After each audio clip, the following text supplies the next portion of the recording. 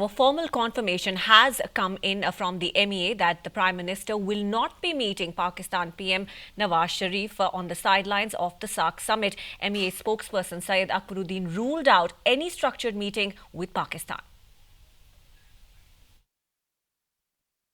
Cultural cooperation to using science and technology for the benefit of all of our citizens, and also he emphasized on the evil of terror and how it impinges on all our societies.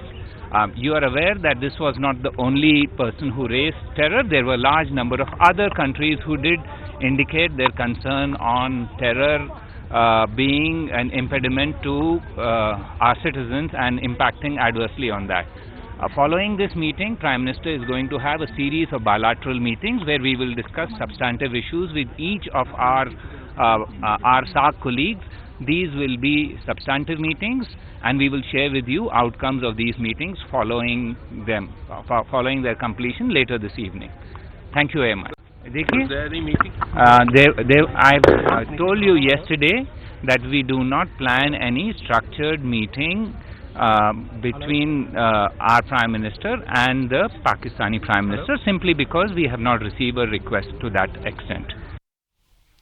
Going across now to Strategic Affairs expert Maroof Raza, who's on the phone line with me. Maroof, this is the right message being sent out by India. Syed Akbaruddin, in fact, saying that we are not holding any structured talks simply because there has been no request. Now, this, of course, comes just a day after Nawaz Sharif said that he would be ready to talk if India were to send across a request. Now, how realistic is that thinking, given that Pakistan chose separatists above the Indian government?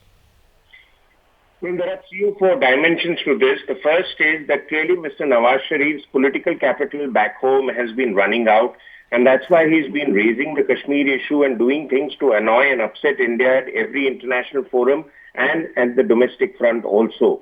The second aspect is that quite clearly he is now playing the line of the military establishment in Pakistan, for whom better ties with India would put them more and more gradually out of business.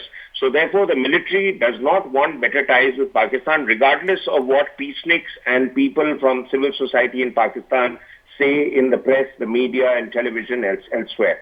The third aspect is that Nawaz Sharif is now digging his heels in and trying to show that he's the aggrieved party and India should bend backwards to talk with them. Quite frankly, Pakistan needs India. India doesn't need Pakistan. So if Pakistan decides to isolate itself, that's their lookout, because that is a line that India should also push for greater isolation of Pakistan. Clearly, Pakistan is now left with one friend, and that is China. And China will continue to humor Pakistan just the way it has done with North Korea and make it an internationally, marginalized country as long as it serves China's agenda strategically and militarily, and to box India in. Most importantly, as far as SAARC is concerned, Pakistan must understand that it's one country that has only borders with India and Afghanistan, whereas India has borders with everybody in SAARC. So quite clearly, the New Delhi dispensation and the Indian government, Mr. Modi's government, should go ahead and build individual bridges with SAARC countries